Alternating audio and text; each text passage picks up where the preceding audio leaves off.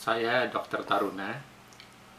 Sekarang saya ingin berbicara tentang penyakit jantung hubungannya dengan makanan. Sebagaimana kita ketahui bahwa penyakit jantung merupakan penyakit yang umum dan bahkan menjadi penyebab pembunuh nomor 1 di dunia sekarang ini.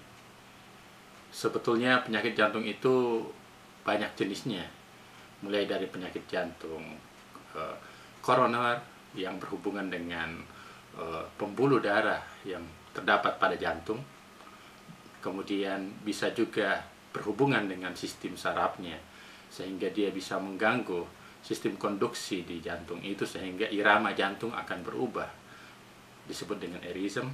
Kemudian bisa juga karena katup-katup dari jantung itu sendiri. Dan sekarang timbul pertanyaan, kenapa dewasa ini penyakit jantung menjadi begitu tingginya dan banyak menyebabkan kematian pada penduduk dunia. Tentunya ini sangat berhubungan dengan 3 hal. Pertama itu karena penyebab kebiasaan manusia yang berubah. Yang kedua boleh saja karena faktor makanan yang dikonsumsi. Dan yang ketiga boleh saja ada karena faktor genetik yang berhubungan dengan sistem tubuh itu sendiri. Nah, berbicara tentang hal yang pertama, yaitu penyakit jantung yang berhubungan dengan karena faktor kebiasaan hidup. Nah, sekarang ini kan penduduk dunia, apalagi di kota-kota besar, masyarakat itu hidup dalam suatu kompetisi atau kompetisi yang sangat tinggi sehingga menyebabkan stres yang luar biasa.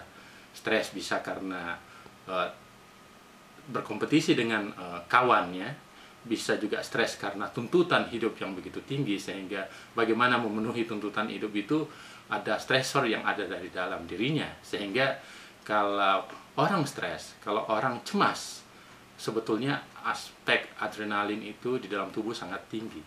Dan dengan kondisi kalau ini terjadi dalam waktu yang cukup panjang, dalam cukup larut, tentunya akan mempunyai dampak pada metabolisme tubuh kita. Nah, metabolisme tubuh kita akan memberikan efek samping berupa terjadinya suatu sistem yang berubah. Olehnya itu, jika adrenalin meningkat di dalam tubuh kita, maka efek sampingnya adalah terjadinya peningkatan metabolisme. Nah, metabolisme sebetulnya banyak faktor yang menyebabkannya. Bisa metabolisme yang menyebabkan terjadinya deposit di dalam tubuh, baik berupa lemak, baik berupa faktor-faktor sistem tubuh yang lain yang menyebabkan gagalnya sistem perubahan metabolisme tadi. Kemudian aspek yang mendukung stres ini kemudian dibarengi dengan kebiasaan makan yang tidak sehat, ya, artinya makanan yang sehat itu adalah makanan yang seimbang antara seluruh kebutuhan yang dibutuhkan oleh tubuh kita, yaitu kebutuhan tentang vitamin, kebutuhan tentang lemak, kebutuhan tentang protein, dan kebutuhan tentang kalori, dan kebutuhan tentang elemen-elemen yang lain.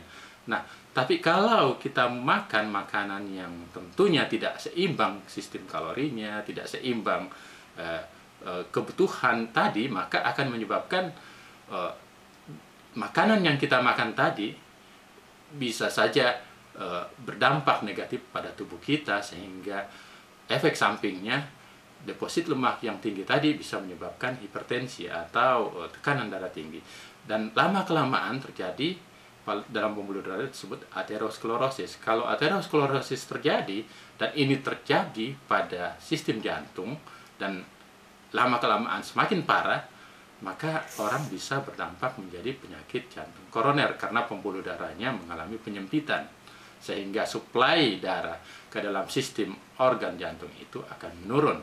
Nah, kalau darah menurun ke dalam sistem pembuluh darah jantung yang memperdarahi otot-otot jantung, maka tentunya kebutuhan makanan yang dibutuhkan oleh jantung akan menurun, termasuk suplai oksigen atau zat asam yang sangat dibutuhkan oleh tubuh kita.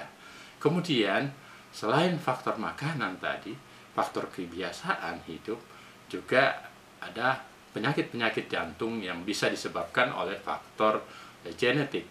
Taruhlah misalnya orang yang kita sebut dengan penyakit jantung kelainan arism. Kelainan arisma ini adalah suatu faktor turunan yang menyebabkan terjadinya perubahan di mana sistem sinyal-sinyal yang mempersarapi jantung mengalami kelainan genetik, dan pada akhirnya bisa menyebabkan misalnya KCNQ1 yang menyebabkan terjadinya perlambatan pacu jantung sehingga jantung melambat, disebut dengan bradykardi. Nah, di lain sisi ada juga faktor kalau ini terjadi dalam waktu yang lama, akhirnya terjadi kompensasi di jantung sehingga dia menyebabkan ventricular fibrillation, yaitu ketidaknormalan irama jantung, dan pada akhirnya jantung bisa berhenti berdetak. Dan akhirnya dengan 3 faktor tadi, yaitu kebiasaan hidup yang semakin kompetitif yang membuat cemas, kemudian faktor yang kedua faktor konsumsi makanan yang kita lakukan makan, dan yang ketiga adalah faktor genetik, dan yang terakhir tentunya faktor kebiasaan hidup yang lain, misalnya olahraga dan sebagainya. Itu juga penting untuk bagaimana jantung tetap bisa dalam keadaan sehat. Demikian kami punya introduksi atau pendahuluan terhadap pentingnya hidup sehat yang berhubungan dengan kebiasaan hidup dan makanan untuk mencegah penyakit jantung yang sangat berbahaya tadi. Demikian, terima kasih.